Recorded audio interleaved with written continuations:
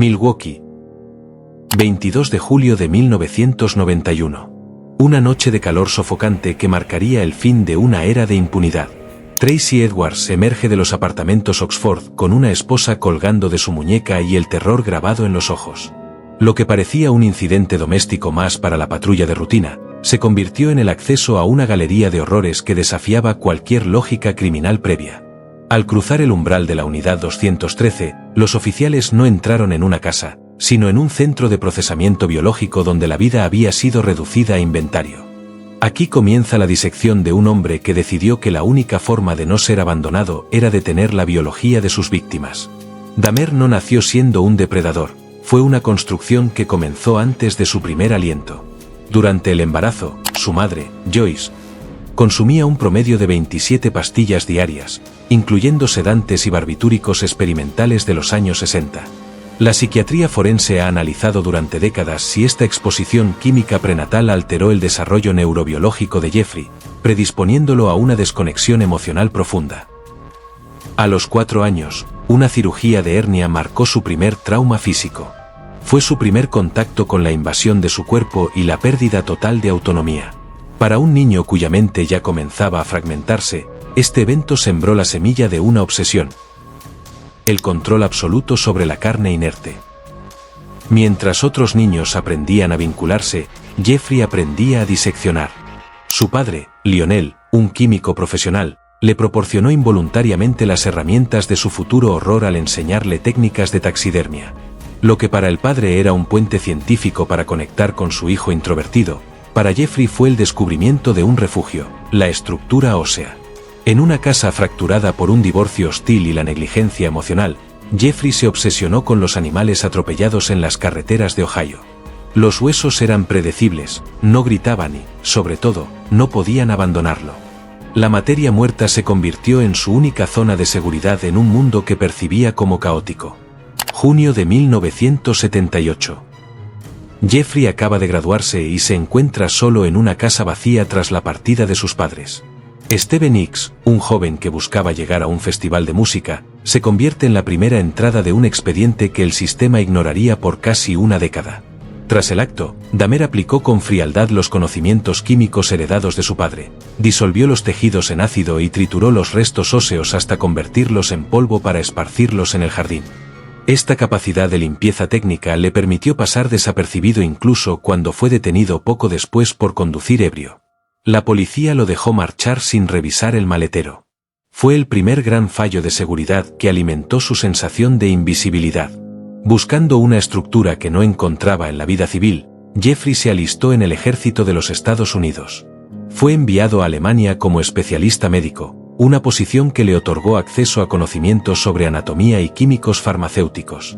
A pesar de un alcoholismo severo que lo hacía colapsar durante el servicio, las instituciones militares fallaron en detectar el peligro subyacente. Fue dado de baja con honores, un documento oficial que funcionó como su máscara de normalidad ante la sociedad. Esta etapa en Alemania refinó su capacidad de habitar en los puntos ciegos de la burocracia, regresando a los Estados Unidos no rehabilitado, sino como un depredador mucho más metódico y consciente de sus capacidades de engaño. De regreso en Milwaukee, Jeffrey se instaló en la casa de su abuela, Catherine Dahmer. Bajo la apariencia de un nieto solitario pero servicial, transformó el sótano en un laboratorio de experimentación prohibida. Es aquí donde la dualidad se vuelve aterradora. Mientras en la planta alta se respiraba un ambiente de devoción religiosa y orden doméstico, en el subsuelo Jeffrey perfeccionaba la logística de la muerte. Catherine sentía los extraños olores químicos y escuchaba ruidos metálicos a medianoche, pero Jeffrey siempre tenía una explicación lógica y calmada. Esta capacidad de compartimentar su vida le permitió asesinar a 3 personas bajo el mismo techo donde su abuela dormía, demostrando un control absoluto sobre su fachada social. Jeffrey no elegía sus puntos de caza al azar, utilizaba la geografía social de Milwaukee como un aliado silencioso. Se movía en zonas de la ciudad donde la desaparición de hombres jóvenes no activaba las alarmas inmediatas del sistema. Aquí es donde la precisión forense revela un patrón. Dahmer buscaba activamente a personas en situaciones de vulnerabilidad, asumiendo correctamente que la policía no dedicaría los mismos recursos a su búsqueda si pertenecían a minorías o sectores marginados. Su mapa de vida se convirtió en un tablero de caza sistemático. operando bajo la luz de los neons de los bares locales mientras el sistema miraba hacia otro lado, permitiéndole perfeccionar un modus operandi cada vez más audaz. Entramos en la fase más oscura de su expediente, el intento de anular la voluntad humana. Dahmer no se conformaba con la muerte, buscaba presencias dóciles que no pudieran abandonarlo nunca. Utilizando taladros industriales y soluciones ácidas, realizaba lobotomías rudimentarias en el lóbulo frontal de sus víctimas mientras éstas aún estaban con vida. En términos de psiquiatría forense, esto representa un trastorno de posesión absoluta llevado al límite biológico. No buscaba matar por placer sádico, sino crear sujetos en estado vegetativo que sirvieran como objetos de compañía permanente. Esta maquinaria de control total sobre la biología ajena intentaba saciar un vacío existencial que ninguna interacción humana normal podía llenar. El caso de Conerak Sintasompone, de solo 14 años, es la evidencia definitiva del fracaso social. El joven logró escapar del apartamento de Dahmer, herido, desnudo y en un estado de shock profundo. Al ser interceptado por la policía, los oficiales prefirieron creer la versión calmada del vecino amable, que describía la escena como una simple disputa de pareja, ignorando los gritos de las mujeres afroamericanas que intentaban salvar al niño. Los oficiales devolvieron a Conerak a su verdugo e incluso bromearon sobre el olor del apartamento al retirarse. Este sesgo racial y social no solo fue una negligencia, fue la sentencia de muerte para Conerak y para las 5 víctimas que siguieron antes de la captura final de Dahmer. Cuando finalmente se rompió el cerco, el inventario del apartamento 213 reveló una eficiencia logística escalofriante. No había desorden, había un sistema. Los 3 bidones de 216 litros llenos de ácido, el refrigerador convertido en un depósito de trofeos biológicos y las herramientas de carpintería utilizadas para la disección mostraban a un asesino organizado. El análisis forense detalló cómo Dahmer había optimizado el espacio mínimo de su apartamento para realizar tareas de procesamiento que normalmente requerirían un laboratorio. Cada objeto en ese lugar tenía una función específica en su ritual de posesión. El apartamento no era una vivienda, era una extensión física de su mente fragmentada, diseñada para la retención eterna de sus compañeros. Dentro de su santuario de horror, Dahmer planeaba la culminación de su obsesión, un altar de cráneos. Este monumento, compuesto por restos óseos pintados de negro y esqueletos reales, iba a ser la representación física de su propio vacío interno. Para Jeffrey, el altar no era un símbolo religioso, sino una herramienta de anclaje emocional, una forma de rodearse permanentemente de la esencia de aquellos que había consumido o conservado. Los investigadores encontraron bocetos detallados de esta estructura, revelando que su meta final no era el asesinato masivo, sino la creación de un entorno inerte donde él fuera el único ser con voluntad. El altar era la prueba final de una psique que había reemplazado la realidad social por una mitología privada de la muerte. El juicio de 1992 fue un campo de batalla para la psiquiatría forense. Mientras la defensa intentaba probar una locura legal que lo eximiera de responsabilidad, los peritos del Estado describían a un hombre con un control absoluto de sus impulsos hasta el momento crítico. La clave del debate fue su afecto plano, esa capacidad inquietante de describir los actos más atroces sin que su ritmo cardíaco o su expresión facial mostraran la más mínima emoción. Dahmer no era un psicótico fuera de la realidad, era un necrófilo altamente organizado que entendía perfectamente la ilegalidad de sus actos, pero cuya necesidad de posesión sobrepasaba cualquier freno moral. El veredicto de culpabilidad cerró el debate legal, pero abrió interrogantes sobre la naturaleza del mal que aún persisten. Incluso desde la institución correccional de Columbia, Dahmer siguió siendo un centro de gravedad para el morbo público.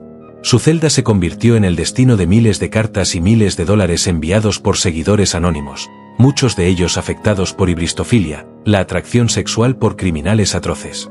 Dahmer utilizaba este dinero para comprar dulces y revistas en la comisaría de la prisión, manteniendo una conducta extrañamente cooperativa y calmada con los guardias. Sin embargo, se reportó que realizaba bromas macabras con la comida de la cafetería, moldeándola para que pareciera restos humanos, solo para incomodar a los custodios. Esta conducta demostraba que, a pesar del encierro, su fijación con el horror y su necesidad de manipular la percepción ajena seguían intactas. Tras su muerte, surgió un dilema ético sin precedentes: ¿qué hacer con los objetos materiales del horror?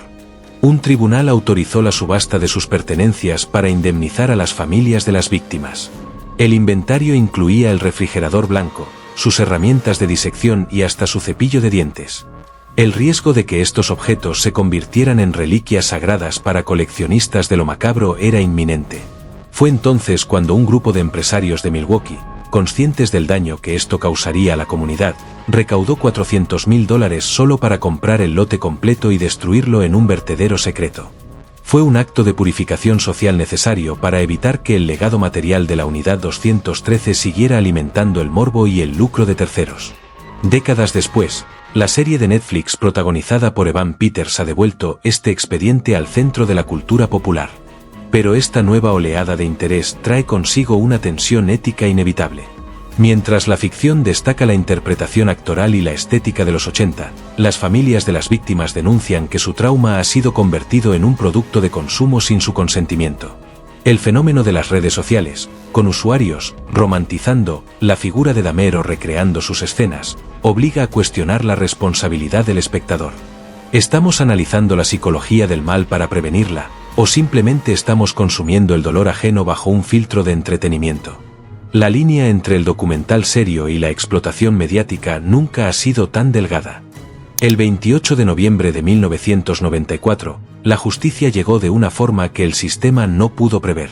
Christopher Scarver, un interno que cumplía condena por asesinato y que afirmaba escuchar voces divinas, interceptó a Dahmer en el gimnasio de la prisión. Usando una barra de pesas de acero, Scarver terminó con la vida del caníbal en cuestión de minutos. Scarver afirmó después que Dahmer nunca mostró miedo ni intentó defenderse, aceptando su destino con la misma pasividad con la que observaba sus propios crímenes. Su muerte violenta cerró el capítulo físico del asesino, pero dejó al estado de Wisconsin enfrentando demandas millonarias por no haber protegido a un preso cuya muerte, aunque deseada por muchos, representó otro fallo en la custodia de las instituciones. Incluso muerto, el cuerpo de Dahmer fue objeto de una última batalla legal. Su padre, Lionel, solicitó formalmente que el cerebro de Jeffrey fuera preservado y enviado a científicos de la Universidad de Virginia para ser estudiado. Lionel creía que la neurociencia podría encontrar anomalías físicas, tumores o desequilibrios químicos que explicaran la falta de empatía de su hijo. Sin embargo, su madre se opuso drásticamente, deseando que cada rastro de Jeffrey fuera eliminado de la tierra. Tras meses de disputa, un juez ordenó la incineración del órgano. Se perdió así la última oportunidad de obtener datos biológicos concretos.